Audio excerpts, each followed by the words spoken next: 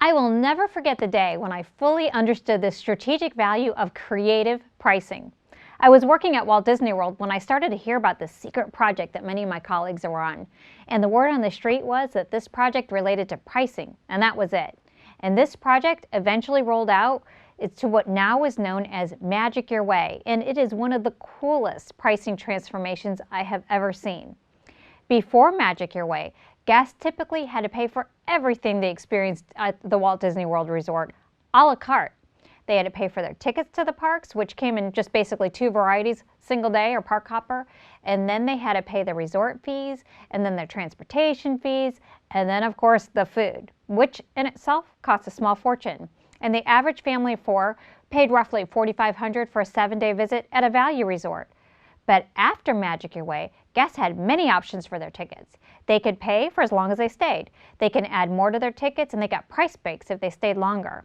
They also had the option of a bundle that included tickets and resorts, and on top of it, guests who stayed on property got free transportation. And if that wasn't amazing enough, guests now had the options of a dining plan, which reduced the overall price of a family of four to $2,800. And this plan wound up generating significantly more revenue for the company. So I'm telling you this story in this video because we're going to discuss pricing for consulting services so that you can learn how to maximize both your revenue and client satisfaction simultaneously. There are lots of different ways consultants price for their services, and they each have their strengths and their drawbacks. First, there's the pay-for-time approach, which is where you establish your fees based on an hourly or daily rate. This is basically the attorney model, and if I were to be frank, not my favorite.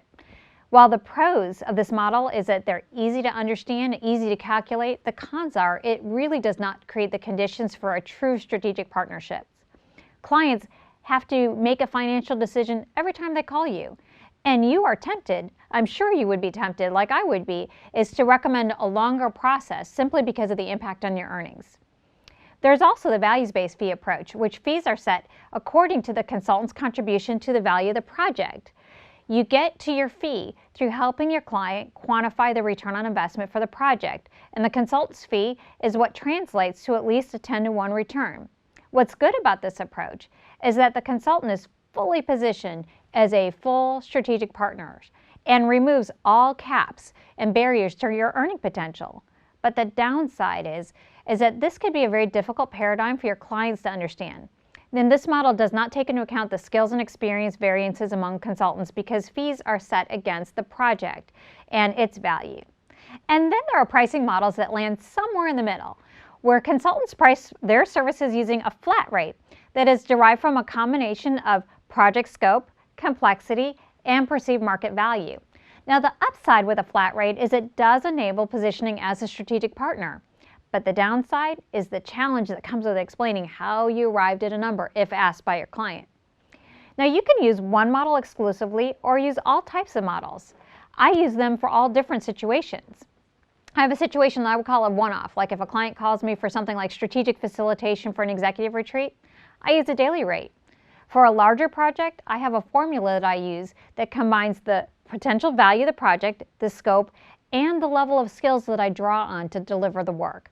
I charge more for an organization design project, for example, because of the degree of specialized skills that I bring to this type of work. Now, the Magic Your Way initiative was wildly successful for 4 reasons. It removed the affordability barrier for many potential guests. Second, it increased the value for price paid. Third, it made the pricing transparent to guests. And fourth, it allowed for customization. These principles hold true for you as you price your services. You want to price in such a way that you do not create an affordability barrier. Therefore, option 1 of your proposal should be within reach of what your client is able to pay.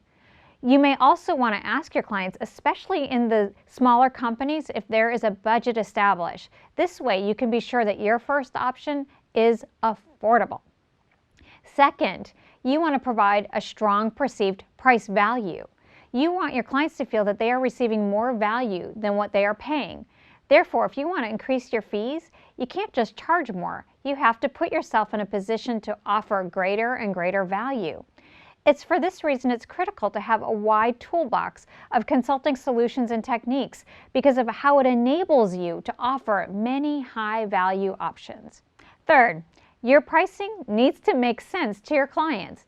Now, most clients are going to ask you to give me a breakdown of exactly how you came to your fees, but the fees that you have to offer has to make sense to them, and you have to be ready to explain and justify your rationale.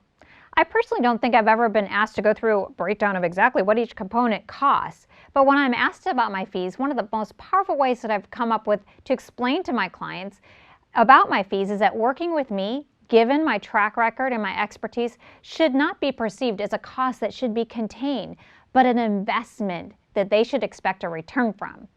I'd rather focus on what they will gain from our strategic partnership versus going through a line by line of how I came up with my numbers.